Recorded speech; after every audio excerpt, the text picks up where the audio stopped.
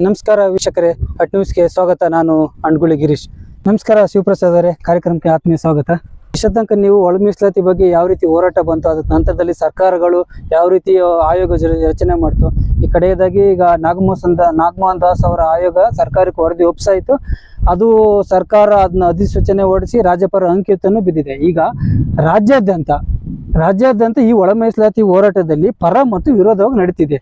ಕೆಲವು ಒಂದು ಪ್ರವರ್ಗ ಒಂದರವರು ಇದು ಒಂದು ಜಾರಿ ಮಾಡಿ ಅಂತಿದ್ದಾರೆ. ಪ್ರವರ್ಗ ಬೀಲ್ ಬರೋಂಥವ್ರು ನಮ್ಗೆ ಅನ್ಯಾಯ ಆಗ್ತಿದೆ, ರೋಸ್ಟರ್ ಪದ್ಧತಿ ಮುಖಾಂತರ ಅನ್ಯಾಯ ಆಗ್ತಿದೆ, ಹಾಗಾಗಿ ಇದನ್ನು ತಡೆ ಹಿಡಿಯಿರಿ ಅಂತ ಸರ್ಕಾರಕ್ಕೆ ಇದು ಮಾಡಿದೆ.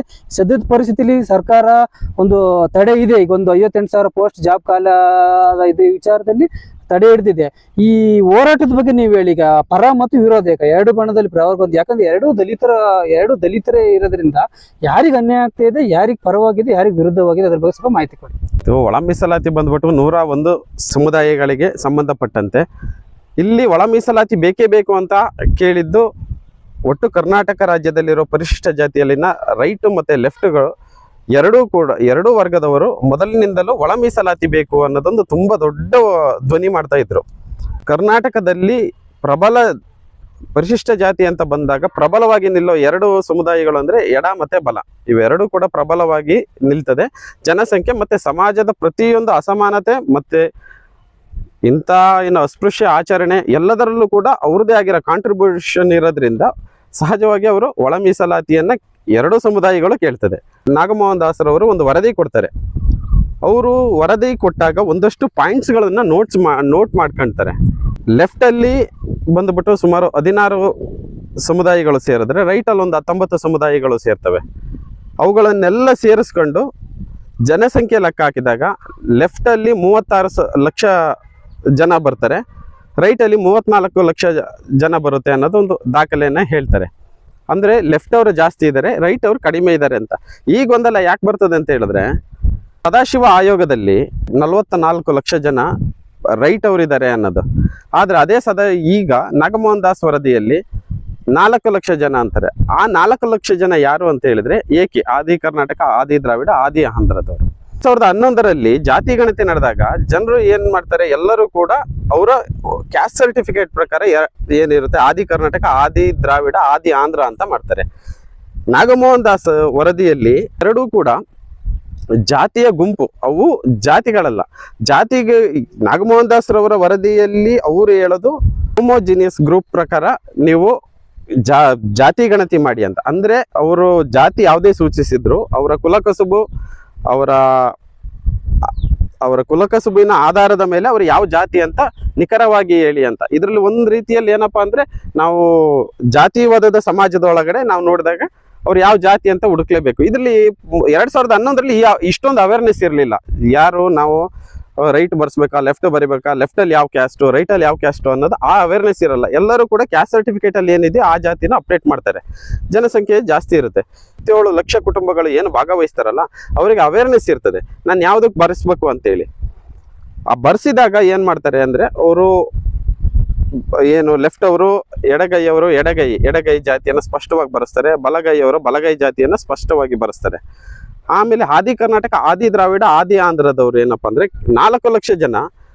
ಇದರಲ್ಲಿ ನಾವು ಆದಿ ಕರ್ನಾಟಕ, ಆದಿ ದ್ರಾವಿಡ, ಆದಿ ಆಂಧ್ರ ಅಂತಾನೆ ಬರ್ಸ್ಕೊಬಿಡ್ತಾರೆ. ಈಗ ಬರ್ಸಿದಾಗ ಇಲ್ಲಿ ಸಮಸ್ಯೆಗಳು ಸ್ಟಾರ್ಟ್ ಆಗ್ತದೆ. ಏನಾಗ್ತದೆ, ಬಲಗೈಯ ಕೆಲವು ಜಾತಿಗಳು ಎಡಗೈಗೆ ಹೋಗ್ತದೆ, ಎಡಗೈನ ಕೆಲವು ಜಾತಿಗಳು ಸಿ ಗ್ರೂಪಿಗೆ ಹೋಗ್ತದೆ. ಆಮೇಲೆ ಅದ್ರ ಜೊತೆಯಲ್ಲಿ ಏನಾಗುತ್ತೆ ಅಂತ ಹೇಳಿದ್ರೆ, ಈ ಆದಿ ಕರ್ನಾಟಕ, ಆದಿ ದ್ರಾವಿಡ, ಆದಿ ಆಂಧ್ರ ಒಂದು ಸಪರೇಟ್ ಆಗ್ತದೆ. 4 ಲಕ್ಷ ಜನ ಅವರು ಒಂದು ಸಪರೇಟ್ ಗ್ರೂಪ್ ಆಗ್ತದೆ. ಸಿ ಗ್ರೂಪ್ ಅಲ್ಲಿ ಇನ್ನ ಅಲೆಮಾರಿ ಸಮುದಾಯಗಳಿರ್ತದೆ, ಅವರು ಕೂಡ ಒಂದಷ್ಟು ಬರ್ಸ್ತಾ ಹೋಗ್ತಾರೆ. ಎಲ್ಲರೂ ಕೂಡ ಅವ್ರವ್ರ ಕ್ಯಾಸ್ಟ್ಗಳನ್ನ ಬರ್ಸೋದ್ರಿಂದ ಏನಾಗ್ತದೆ, ಸ್ಪ್ಲಿಟ್ ಆಗ್ತದೆ. ಸ್ಪ್ಲಿಟ್ ಆದಾಗ ಇದು ತುಂಬಾ ಶಾರ್ಟ್ ಪೀರಿಯಡ್ ಅಲ್ಲಿ ನಾಗಮೋಹನ್ ದಾಸ್ ರವರ ವರದಿ ಕೈಗೆ ಸಿಗ್ತದೆ. ಅದು ಆಕ್ಚುಲಿ ಮಾರ್ಚ್ 2025ಕ್ಕೆ ತಯಾರು ಮಾಡೋದು. ಮಾರ್ಚ್ ಅಲ್ಲಿ 2025 ಮಧ್ಯಂತರ ವರದಿನೇ ಕೊಡ್ತಾರೆ. 2024 ಆಗಸ್ಟ್ ಅಲ್ಲಿ ಪ್ರಾರಂಭ ಆಗೋದು. ಮಧ್ಯಂತರ ವರದಿನೇ ಅಷ್ಟರಲ್ಲಿ ಕೊಡ್ತಾರೆ, ಶಾರ್ಟ್ ಪೀರಿಯಡ್ ಅಲ್ಲಿ ಕೊಡ್ತಾರೆ. ಈ ಶಾರ್ಟ್ ಪೀರಿಯಡ್ ಅಲ್ಲಿ ಕೊಟ್ಟಾಗ ಏನಾಗ್ತದೆ ಅಂದ್ರೆ, ಕ್ಯಾಟಗರಿಗಳು ಒಂದಷ್ಟು ಬೇರೆ ಬೇರೆ ರಾಂಗ್ ಇನ್ಫಾರ್ಮೇಶನ್ ಇಂದ ರೈಟ್ ಇರೋ ಲೆಫ್ಟ್, ಲೆಫ್ಟ್ ಇರೋ ರೈಟ್ ಬೇರೆ ಬೇರೆ ಸಪರೇಟ್ ಆಗೋದ್ರಿಂದ ಸಂಖ್ಯೆಗಳು ಬೇರೆ ಬೇರೆ ಬರ್ತದೆ. ಆಗ ಮಾದಿಗ ಸಮುದಾಯದಲ್ಲಿ ಜನಸಂಖ್ಯೆ ಜಾಸ್ತಿ ಆಗುತ್ತೆ, ಬಲಗೈಯಲ್ಲಿ ಕಡಿಮೆ ಆಗುತ್ತೆ.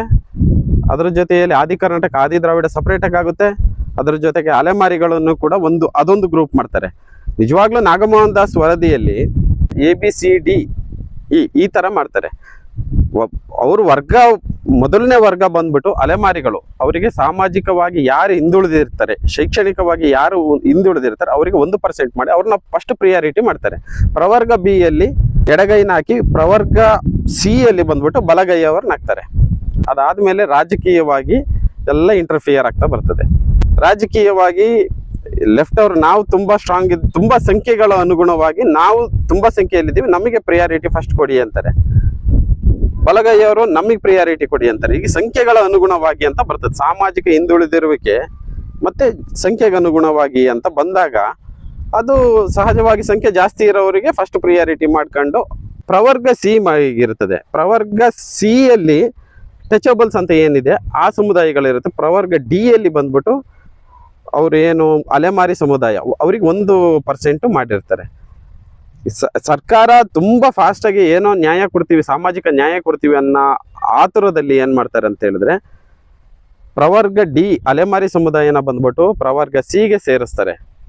ಅವರು ನಿಜವಾಗ್ಲೂ ಶೈಕ್ಷಣಿಕವಾಗಿ, ಆರ್ಥಿಕವಾಗಿ, ಸಾಮಾಜಿಕವಾಗಿ ಹಿಂದುಳಿದಿದ್ದಾರೆ. ಅವರಿಗೆ ಇನ್ನೂ ಕೂಡ ಅನ್ಟಚಬಿಲಿಟಿ ಇದೆ. ಆದ್ರೆ ಅವ್ರನ್ನ ಪ್ರವರ್ಗ C ಗೆ ಹಾಕ್ತಾರೆ.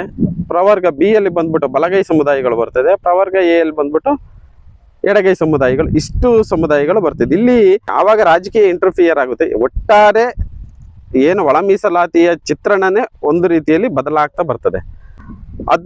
ಅದೊಂದು ಸ್ವಲ್ಪ ಈಡಾಗ್ತಾ ಬರ್ತದೆ ಸಂಖ್ಯೆಗಳು ಜಾಸ್ತಿ ಆಗ್ತಾ ಹೋದಂಗೆ. ಯಾಕಂತ ಹೇಳಿದ್ರೆ ಇವತ್ತು ಅದು ನಿಜವಾಗ್ಲೂ ಇವತ್ತಿಗೂ ಕೂಡ 101 ಪರಿಶಿಷ್ಟ ಜಾತಿಯಲ್ಲಿ 12 ಜಾತಿಯವರು ಇದುವರೆಗೂ ಯಾವುದೇ ಸರ್ಕಾರಿ ಉದ್ಯೋಗನೇ ತಗೊಂಡಿಲ್ಲ. ಸ್ವಾತಂತ್ರ್ಯ ಬಂದು 75 ವರ್ಷ ಆದ್ಮೇಲೂ ಕೂಡ ಒಂದು ಉದ್ಯೋಗ ತಗೊಳಕ್ಕಾಗಿಲ್ಲ. ಅಲ್ಲದೆ 20 ಗ್ರಾಮ ಪಂಚಾಯಿತಿ ಚುನಾವಣೆಯಲ್ಲಿ 27,900 ಜನ ಮೆಂಬರ್ಗಳಿದ್ದಾರೆ. ಅದರಲ್ಲಿ 40 ಜಾತಿಯವರಿಗೆ ಗ್ರಾಮ ಪಂಚಾಯಿತಿ ಸದಸ್ಯರಾಗಕ್ಕೂ ಕೂಡ ಆಗಿಲ್ಲ. ಯಾಕಂತ ಹೇಳಿದ್ರೆ ಬೇರೆ ಬೇರೆ ಚುನಾವಣೆ ನಡೆಯದೆ ಬೇರೆ ಬೇರೆ ಕಾರಣದಿಂದ ಆ ತರ ಅನ್ಯಾಯ ಆಗಿದೆ. ಈಗ ಸದ್ಯದ ನಡೀತಿರೋ ಹೋರಾಟ ಏನಪ್ಪಾ ಅಂತ ಹೇಳಿದ್ರೆ ಎಡಗೈಯವರು ನೀವು ಒಳ ಮೀಸಲಾತಿಯನ್ನ ಈಗಿನ 15% ತನ್ನಿ ಅಂತ ಬಲನಾಗಿದೆ. ಅಂದ್ರೆ 40 ಜಾತಿಯವರಿಗೆ ಗ್ರಾಮ ಪಂಚಾಯತಿ ಸದಸ್ಯರಾಗಕ್ಕೂ ಆಗಿಲ್ಲ. ಅದರ ಜೊತೆಯಲ್ಲಿ 40% ಆದ್ರೆ ನಮ್ಮಲ್ಲಿ ತಾಂತ್ರಿಕ ಈಗ ಏನು MBBS ಡಾಕ್ಟರ್ ಎಜುಕೇಶನ್ ಮಾಡಿರೋದು ಖಾಲಿ 11-12 ಸಾವಿರ ಜನ ಮಾತ್ರ ಡಾಕ್ಟರ್ ಎಜುಕೇಶನ್ ಮಾಡ್ತಾ ಇರೋದು. ಒಟ್ಟಾರೆಯಾಗಿ ರಾಜ್ಯದ ಜನಸಂಖ್ಯೆಗೆ ಅನುಗುಣವಾಗಿ ನೋಡಿದ್ರೆ ಪರಿಶಿಷ್ಟ ಜಾತಿಯಲ್ಲಿ ಯಾವುದೇ ರೀತಿಯ ಅಭಿವೃದ್ಧಿ ಇಲ್ಲ, ಯಾವುದೇ ರೀತಿ ಇಂಪ್ರೂವ್ಮೆಂಟ್ ಆಗಿಲ್ಲ. ಆದ್ರೆ ಆ ಜಾತಿಯಲ್ಲಿನೇ ಚೆಕ್ ಮಾಡಿದಾಗ ಇನ್ನೂ 40 ಜನರಿಗೆ ಅನ್ಯಾಯ ಆಗ್ತಾ ಇದೆ. ಆದ್ರೆ ಮೀಸಲಾತಿ ಆಗ್ಬೇಕಾಗಿದ್ದು ಜನಸಂಖ್ಯೆ ಆಧಾರಿತ ಮೀಸಲಾತಿ ಬರಬೇಕು. ಆದ್ರೆ 1950ರಲ್ಲಿ ಕೊಟ್ಟಿರೋದು 15% ಮೀಸಲಾತಿಯನ್ನ ಈಗಲೂ ಕೂಡ ಅದೇ ರೀತಿ ಕೊಡಿ ಅಂತ ಹೇಳಿದಾಗ ಈ ತರ ಒಂದು ಗೊಂದಲಗಳು ಸ್ಟಾರ್ಟ್ ಆಗ್ತಾ ಇರೋದಕ್ಕೆ ಮುಖ್ಯ ಕಾರಣ ಏನಪ್ಪಾ ಅಂದ್ರೆ ಮೀಸಲಾತಿ ಪರ್ಸೆಂಟೇಜ್ ಕಡಿಮೆ ಇರೋದ್ರಿಂದನೇ ಇಷ್ಟೆಲ್ಲ ಗೊಂದಲಗಳಿಗೆ ಕಾರಣ. ಹಾಗಾಗಿ ನಮಗೆ ಸಿಗ್ತಾ ಇಲ್ಲ ಅಂತ ಹೇಳಿ ಇನ್ನೂ ಕೂಡ ತುಂಬಾ ಆತಂಕದ ವಿಷಯ ಏನಪ್ಪಾ ಅಂತ ಹೇಳಿದ್ರೆ ಇನ್ನು 3 ಜಾತಿಗಳಿಗೆ ಶಿಕ್ಷಣದಲ್ಲಿ ಯಾವುದೇ ಅವರು ಪ್ರೋಗ್ರೆಸ್ ಇಲ್ಲ. ಇವಾಗ್ಲೂ ಕೂಡ ಅನ್ಎಜುಕೇಟೆಡ್ ಅಂತ 3 ಜಾತಿಯವರು ಇದ್ದಾರೆ. ಅವರು ಕೂಡ ಸಮಾಜದ ಅಂಚಲ್ಲೇ ಇದ್ದಾರೆ. ಹೀಗಾಗಿ ಒಳ ಮೀಸಲಾತಿ ಏನ್ ಅವಶ್ಯಕತೆ ಇದೆ, ಹೌದು ಅವಶ್ಯಕತೆ ಇದೆ. ಅದು ಜನಸಂಖ್ಯೆಗೆ ಆಧಾರಿತವಾಗಿ ಮೀಸಲಾತಿ ಬರ್ಬೇಕು. ಆಮೇಲೆ ಯಾರು ನಿಜವಾಗ್ಲೂ ಸಿಗ್ಬೇಕು ಅರ್ಹರಿಗೆ ಅವರಿಗೂ ಸಿಗ್ಬೇಕು ಅನ್ನೋದೇ ಈಗಿನ ಒಳ ಮೀಸಲಾತಿಯ ಮುಖ್ಯ ತಿರುಳು.